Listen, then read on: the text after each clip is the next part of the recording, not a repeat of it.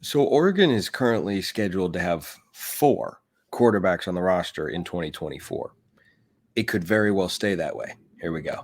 You are Locked On Ducks, your daily podcast on the Oregon Ducks, part of the Locked On Podcast Network, your team every day.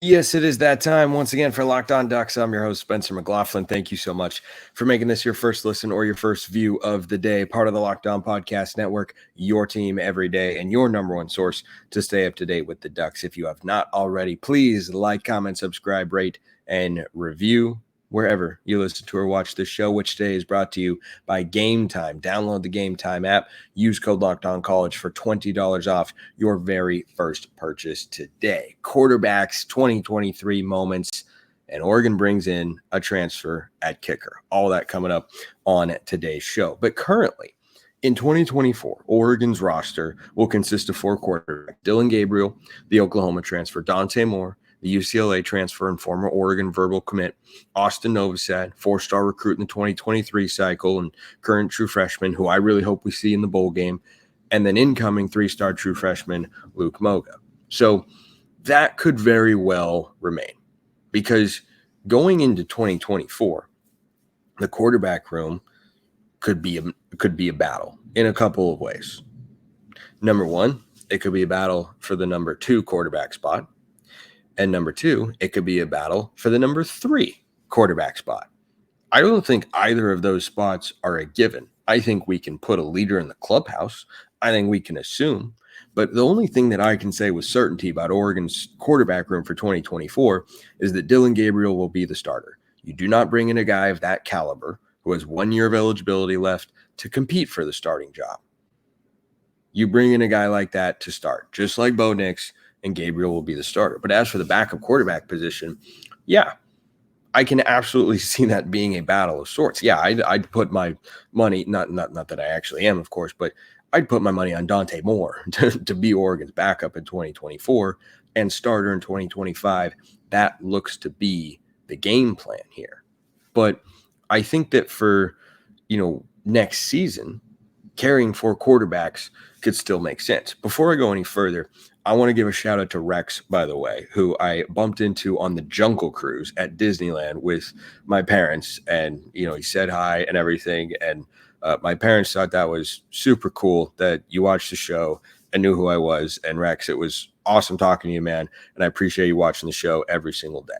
So now that that's taken care of and such, this question came in via the mailbag, which is always open via YouTube comments or on Twitter at smalls_55 or at Locked On Ducks. DMs and mentions are wide open. If you want priority access, go become a Locked On Ducks insider over at SUBTEXT. You get all sorts of perks, including priority mailbag access.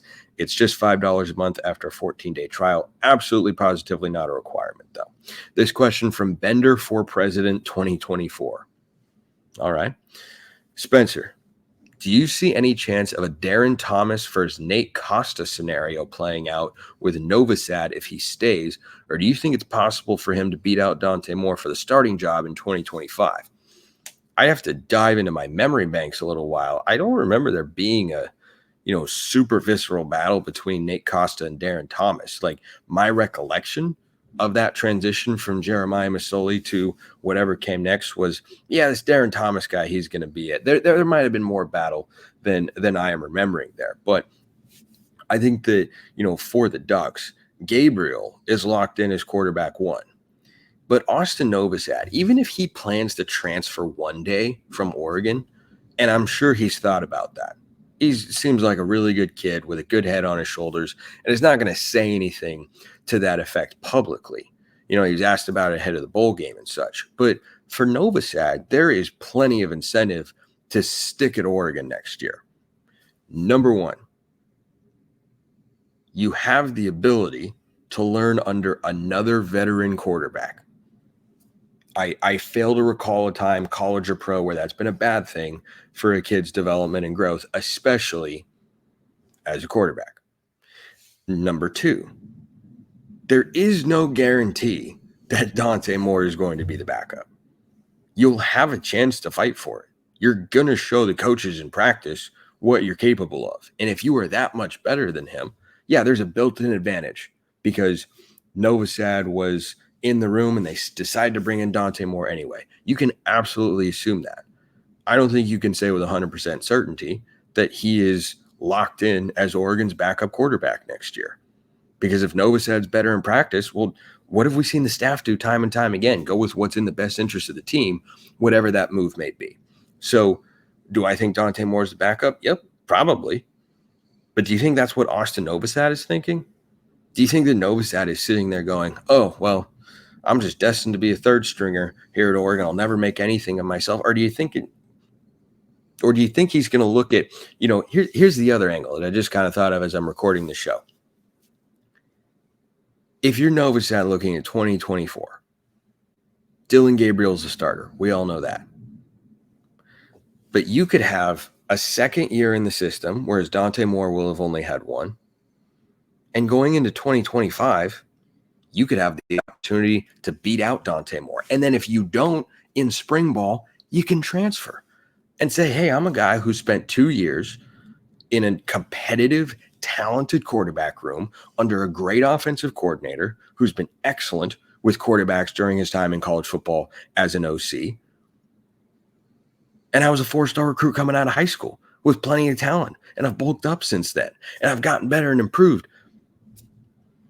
If you want to make yourself the most appealing transfer candidate possible at the quarterback spot, by golly, that's a pretty good way to do it. That's a pretty good way to do it. Plus, I really hope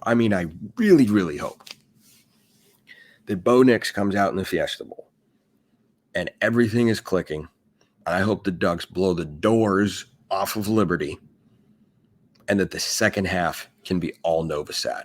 I would be here for the content. I would break down every throw. I would try to get all 22 film and look at every single read he made and didn't made and I would be all in on dissecting that sort of stuff. Because if you're Novosad at Oregon right now, on scholarship, in the quarterback room, recruited by this staff, Will Stein and Dan Lanning, you cannot guarantee that there is going to be an opportunity to start elsewhere. For example, Ty Thompson. I think Ty will find a home and be a quarterback somewhere next season. I don't know where, have not heard a peep about where he could end up. But that guy was more highly recruited than Austin Novosad was, and he's struggling to find a power team that wants him. Heck, Cam Ward, as I record this show, does not have a home. So when you're at a school like Oregon, just because you were a 4-star recruit, just because you know you have potential, does not mean you're automatically going to get an opportunity. Even if it's not a great chance to start at a school like Oregon that's in the Power 4, it's better than having no chance and playing at a G5 if that's the level of football you always wanted to play and compete at. So I think there is some logic, though I'd understand if he left sooner. I think there is some logic to him sticking it out and saying, no, I'm going to see what I can do in this room, how I can position myself, how I can make myself better, go through a quarterback battle against Dante Moore. And if I lose that battle, well, maybe I'm his backup, but maybe I decide that that's put me in a position to go be a starting quarterback elsewhere. Bottom line here, I think that's why you can have 4 quarterbacks on the roster for Oregon in 2024. I think that bottom line, you can have a great time at whatever event you want to go to by checking out Game Time. Game Time is the fast and easy way to buy tickets for all the sports, music, comedy, and theater events near you. I'm a huge comedy guy. I'm going to Jerry Seinfeld in April and a trio of Seinfeld, Gaffigan, and Nate Bargatze in May. Like, I'm all about it. And when I want to go get those sorts of tickets, I'm always thinking about Game Time, because that is a place where you can get killer last minute deals, all in prices, views from your seat, their best price guarantee. Game Time takes the guesswork out of buying tickets, and you just don't want to be guessing. We like sitting here and guessing here on Locked On Ducks about what Oregon's quarterback room could be because it's fun to discuss. You like it. I like it. It's interesting stuff. But you don't want to guess when you're buying tickets. Take the guesswork out of buying tickets with Game Time. Download the Game Time app, create an account, use code LOCKEDONCollege for $20 off your first purchase. Terms apply. Again, create an account and redeem code LOCKEDONCOLLEGE. That's Locked On College for $20 off. Last minute tickets, lowest price, guaranteed. Go check out Game Time today. Great question there from Bender for President. Here's another one from Daniel. Daniel here, everydayer, love the show. Appreciate you. Number one source of Duck news out there. Double appreciate you. I watched pretty much every single Oregon game this year, and they were so exciting to watch, even with the losses to Washington. What was your favorite Oregon game this year? Mine was the Colorado game, shutting down Coach Prime's 3-0 start with way too much hype. This is a really difficult question.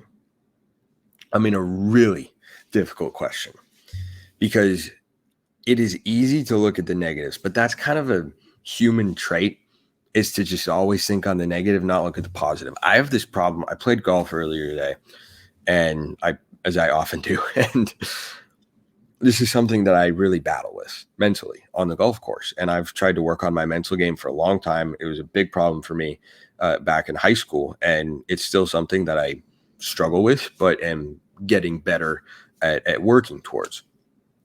And that's trying to appreciate when I do something well and not just honing in on the things that I don't do well. So for example, earlier today, I putted pretty poorly. That's pretty standard. I've never been a very good putter.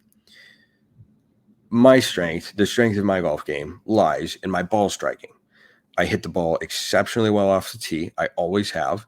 And I've gotten much better with my irons and wedges over the years.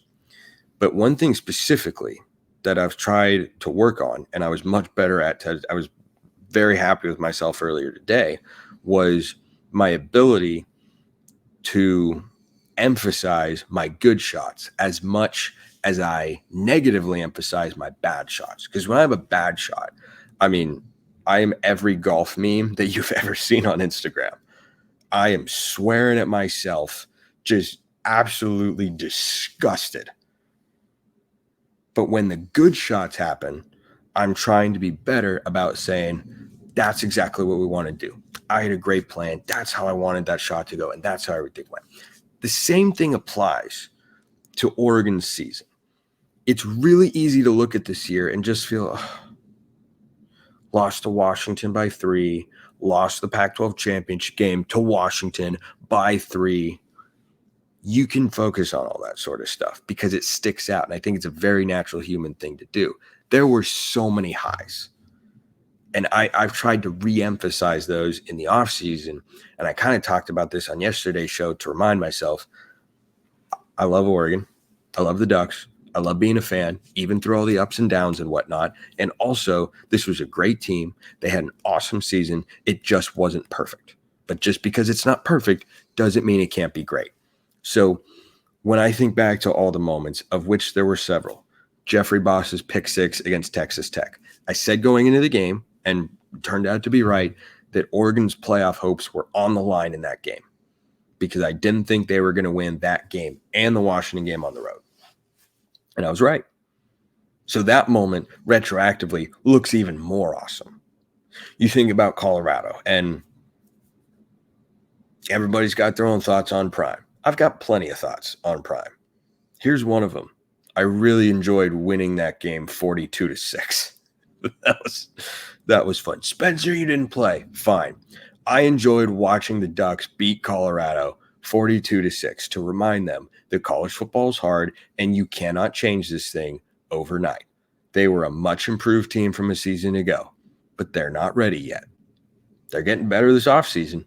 They're addressing their needs in the portal. Full props. That was a great feeling. I also remember playing USC, who was a key factor in igniting the downfall of the conference that I hold dear and whose downfall I seriously lament for more than one reason.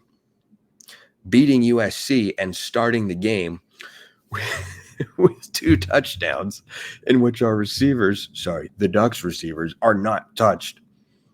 Boy, I got to tell you, that one felt good. A big game against Utah, number 13 in the country. I don't harbor ill will towards Utah. I love Utah fans. I live amongst them. I absolutely love Utah fans. They're fantastic. They're great fans. They love their team. They're not nasty with anybody except maybe BYU, but that's, there are complicating factors there that lead to that. I love Utah fans. But when Oregon won that game 35-6, I thought, whoa. The Ducks didn't just go in and win in Salt Lake City. They won 35-6. Like, whoa, hey now. The old call from the Mariners broadcaster who I love, Dave Sims. Hey now. That was an eye-opener there. So all those moments stand out, and I try to think about those. And then also appreciating that Dan Lanning, against teams that he should beat by a lot, he just about always does. That wasn't the case 2 years ago, and I just don't miss that whatsoever.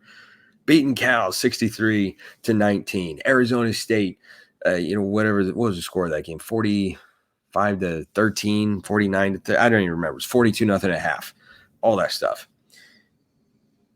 My favorite moment, though, my absolute positive favorite moment from 2023 was beating Oregon State 31-7.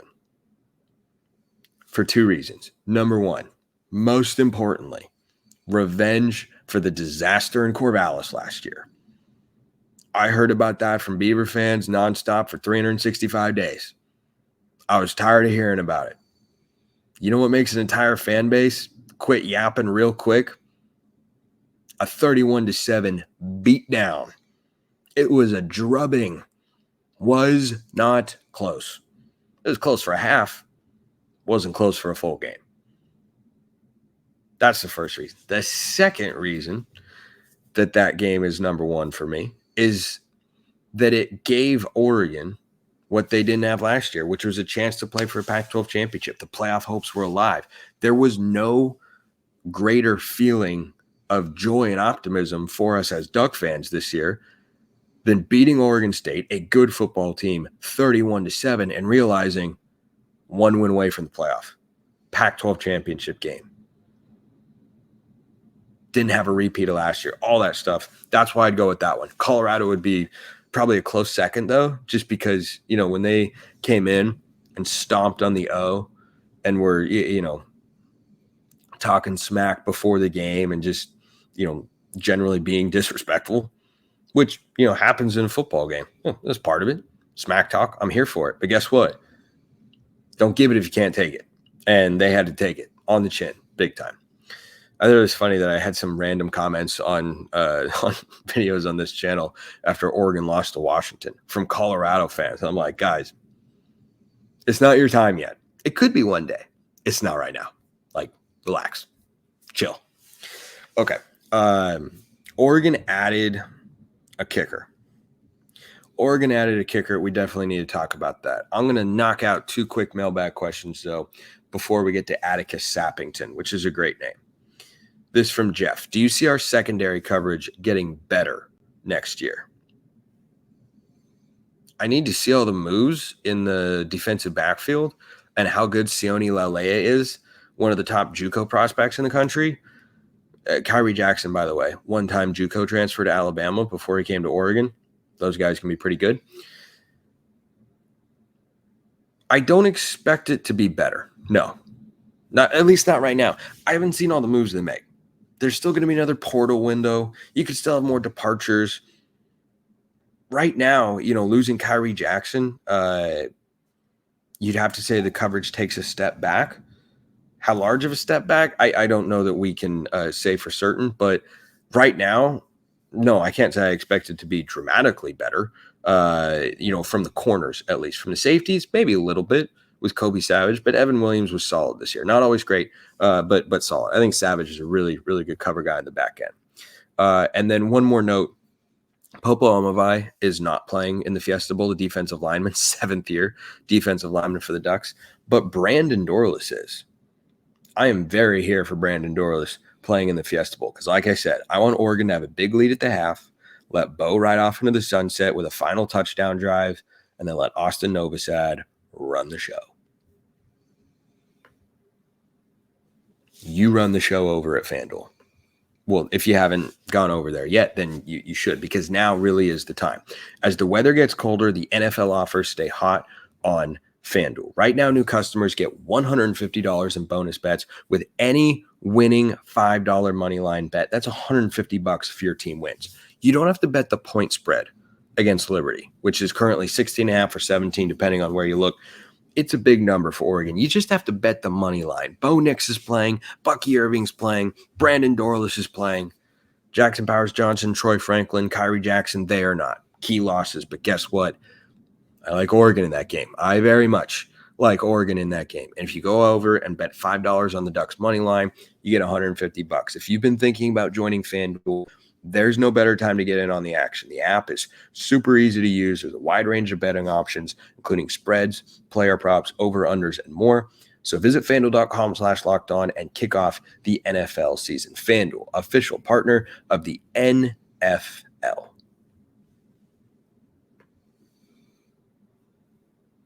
All right, back into the mailbag here. Oh, wait, not yet. We got to talk about Atticus Sappington. So he comes over from Oregon State. He is 18 of 21 on field goals in his career. That's a good percentage. He's 64 of 66 in his career on PATs. So this has given Oregon fans a lot of optimism because Camden Lewis, after having a great start to the year, a second-team All-Pac-12 year last season, it was either second team or honorable mention, but he was a good, reliable kicker in 2022. He was not in 2023.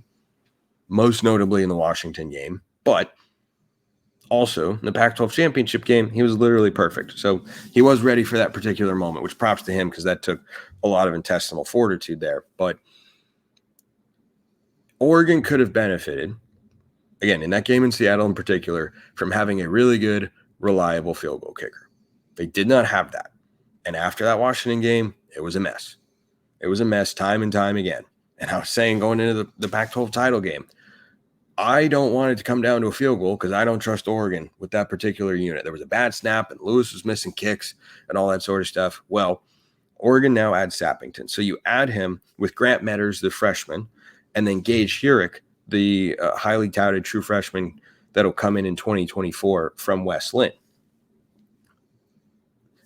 I look at Sappington and say, okay, he's had a good career. He's got the numbers and everything. I will believe that he is an incredibly reliable kicker when he makes a bunch of kicks for Oregon, particularly and potentially in pressure spots. Because coming into this year, I had no questions about Camden Lewis. None. Because why? Because last year, by any measure, he was a good, reliable kicker. And then he wasn't. And this is the reality with place kickers, especially in college when you're dealing with kids. It only takes one bad kick, one sequence to get between the ears, and it's a tough, lonely, awful place to be. It's like struggling on the mound whilst pitching or having a horrible day on the golf course. It's just you. Yeah, you got a holder and a snapper there, but let's be real. It's just you out there. So Sappington comes in with experience. He comes in with production. He's just coming over from Corvallis. So he's kicked in elements before. I get all of that. I think he could be good. I just know that at any point in time, kickers can go haywire. And there could be a battle, between Hurick and Metters and Sappington. There could be. I don't know that you bring in a guy without a guarantee as a starting kicker. It could be a battle. And I'd be okay with that. I would be perfectly okay with that. If these guys have to sharpen their skills and their mental games to make sure that they, are actually the best guy for the job, that's what I'd like to have happen. So I'd be okay if it's competition, but if they feel Sappington's the best guy, then onward we go with Atticus Sappington, who apparently can run the football too. If you know, you know, with that particular joke. Okay, back to the mailbag here. This question from Nathaniel. 2024 recruits, non-transfers for early playing time. I've got McLaughlin, Breland, Rushing, Platt, and Flowers. My runners-up are Laulea and Saliapaga. I'll go through each of these here. Jeremiah McLaughlin, high 4-star composite wide receiver on 24/7 Sports. I think playing time is tricky. You have to come in and immediately be better than both Kyler Casper, who is a highly rated composite 4-star recruit himself and has already been in college football for 2 years with the Ducks, and Jurion Dickey, who's the first 5-star receiver the Ducks have brought in since Cameron Colvin. And Colvin, was a good player. I don't know about a 5-star kind of guy, but in terms of living up to that level of hype. With Trayshawn Holden and Gary Bryant Jr. and potentially Tez Johnson in there, I struggle to see a lot of playing time for a true freshman. If he does, that means he is an out-of-this-world stud. I think that one's tough. Aiden Breland, interior defensive lineman, 5-star. Yep, totally see it. The Derek Harmon, the potential defensive tackle transfer, Oregon had brought on for a visit from Michigan State. He's going to stay with Jonathan Smith and company in East Lansing and will play at Autzen Stadium next year wearing that Spartan green. And that creates, a void on the interior of the defensive lineman with Walter Nolan going to Ole Miss. So that is an absolute position of need. No Popo, no Dorless, no Taki Taimani, no Casey Rogers. Those are your top 4 interior defensive linemen. So Breland, yeah, I could see him making an impact. Elijah Rushing.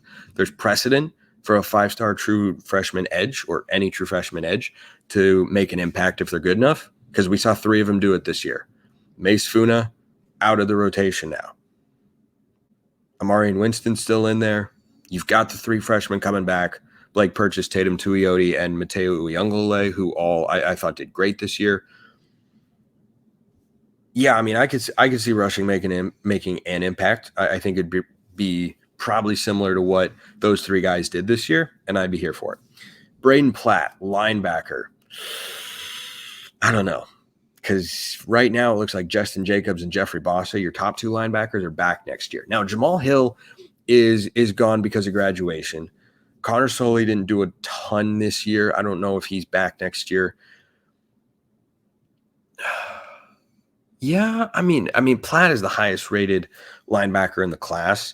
You still have Devin Jackson in the room. He played, a pretty decent role this year for the Ducks. I would think Platt would be behind those guys, but yeah, I could see him maybe cracking the 2 deep. I don't know if he's a starter. Aaron Flowers at safety. Yeah, I think I agree with you there, because Oregon brought in Kobe Savage. That's one safety. Here are the safeties they're going to lose going into next year: Brian Addison, Evan Williams, Steve Stevens, and Damon David. One guy comes in, 4 guys go out. 2 of which were starters, 1 of which was a regular rotation player this year, 1 of which was not. So there's a void. There's an opportunity there.